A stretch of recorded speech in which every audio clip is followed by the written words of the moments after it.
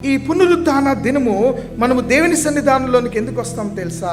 మనలో ఉన్నటువంటి నిరాశను, మనలో ఉన్నటువంటి అలజడులను, మనలో ఉన్నటువంటి దుఃఖములను, కష్టములను, వేదనలను, బాధలను దేవుని సన్నిధానంలో చెప్పడానికి మనం వస్తుంటున్నాం.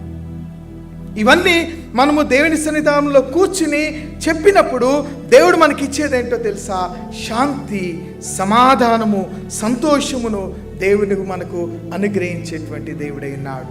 ఎప్పుడైతే నీవు దేవుని సన్నిధానంలోనికి వచ్చి నీ నిరాశను, నీ యొక్క అలజడిని, నీ దుఃఖమును, నీ వేదనను, నీ బాధలను చెప్తావో దేవుడు దానికి విముక్తి కలుగు చేస్తూ శాంతి సమాధానాలు అనుగ్రహించేటువంటి దేవుడు. ఆ శాంతి, ఆ సమాధానము నీకు కావాలి అని అంటే ఒకటే ఒక మార్గము, దేవుని సన్నిధానమే మనకు మార్గము. ప్రియమైనటువంటి దేవుని బిడ్డలారా, ఆ దేవుని సన్నిధానపు మార్గమును మనము విడువక దేవుని సన్నిధానములోనికి రావాలి.